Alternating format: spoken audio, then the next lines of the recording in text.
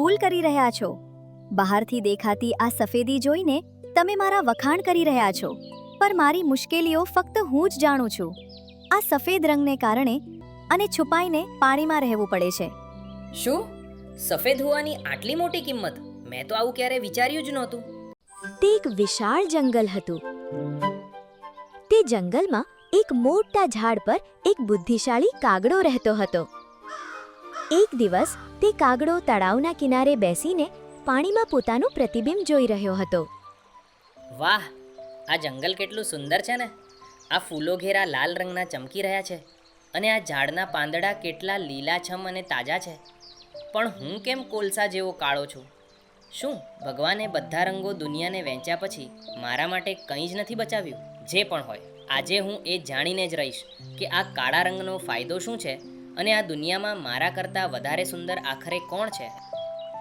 પોતાના રંગને જોઈને દુઃખી થઈ રહેલા કાગડા પાસે ત્યારે જ એક સસલું આવ્યું. શું વાત છે કાગડાભાઈ? પાણીમાં તમારું મોઢું જોઈને કયા ઊંડા વિચારમાં ડૂબી ગયા છો? કોઈ મુસીબત આવી પડી છે કે શું?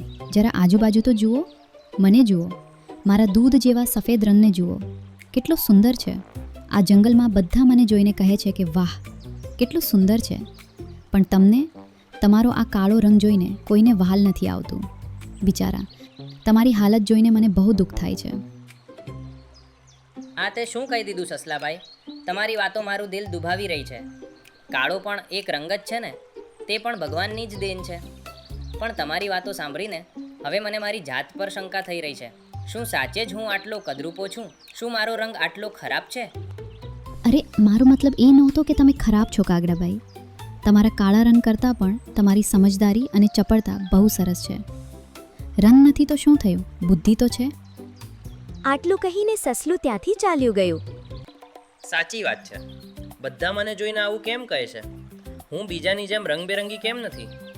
ઠીક છે, હું આખું જંગલ ફરીશ અને આજે હું શોધી કાઢીશ કે આ દુનિયામાં સૌથી વધુ ખુશ અને સુંદર કોણ છે. કાગડો પોતાની પાંખો ફફડાવતો આકાશમાં ઉડી ગયો.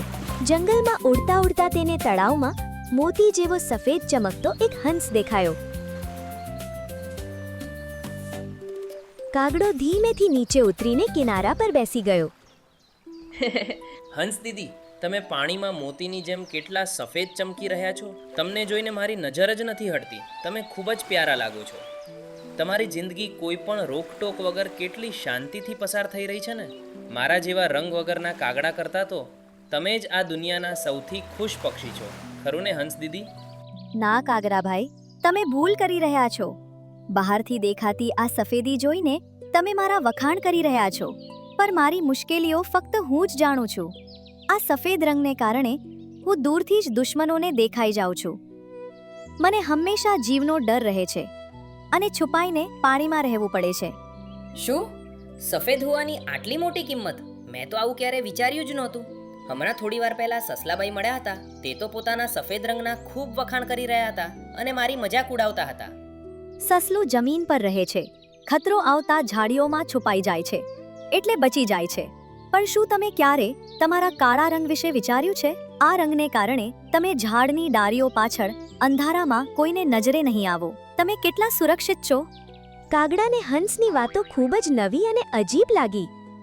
મારો વિશ્વાસ કરો કાગડાભાઈ, મારા કરતાં તો પેલો પોપટ વધુ પ્યારો અને રંગબેરંગી છે. જરા જઈને એ પોપટને પૂછો તે કેટલો ખુશ છે. કાગડો ઉત્સાહમાં આકાશમાં ઉડી ગયો.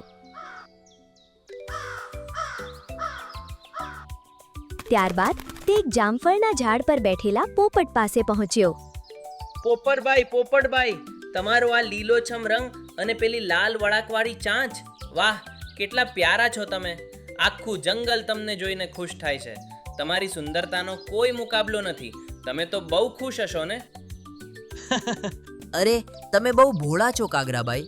મારો રંગ પાંદડાઓમાં છુપાવવામાં મદદ કરે છે, એ સાચું છે.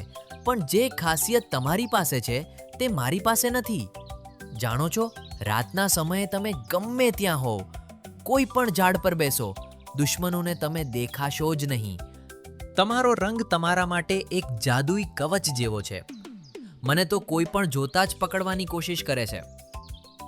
જાદુઈ કવચ? સાંભળવામાં કેટલું અજીબ અને અદ્ભુત લાગે છે. એટલે કે કોઈને દેખાયા વગર હું મારા કામ આઝાદીથી કરી શકું છું. શું વાત કહી છે પોપટભાઈ?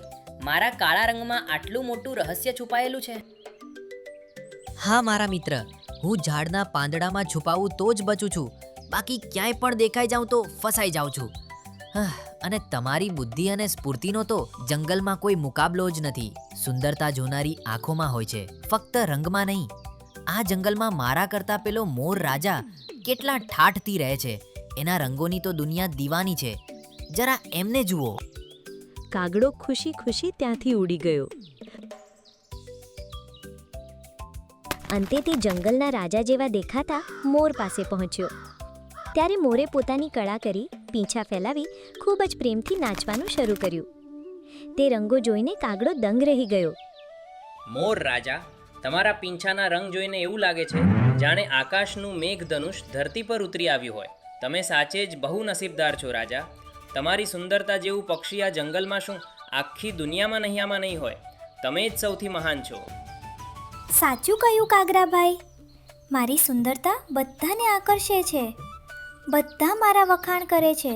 પણ સાચું કહું, તમારા કરતાં 1000 ગણા વધારે નસીબદાર તમે છો. કેમ ખબર છે? તમારી આઝાદીને કારણે. તમે આકાશમાં ગમે ત્યાં ગમે ત્યારે ઉડી શકો છો. જ્યાં ચાહો ત્યાં બેસી શકો છો. તમને કોઈ કેદ નથી કરતું, કોઈ રોકતું નથી. હું આટલો સુંદર છું એટલે જ માણસો મને જોઈને ફક્ત ખુશ નથી થતા, પણ મને પકડીને પાંજરામાં કેદ કરવા માંગે છે.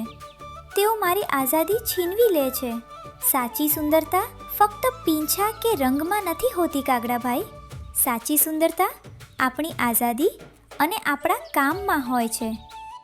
એ જ તમારી અસલી સુંદરતા છે. આ રીતે કાગડો અને મોર સાંજ સુધી વાતો કરીને સમય વિતાવવા લાગ્યા.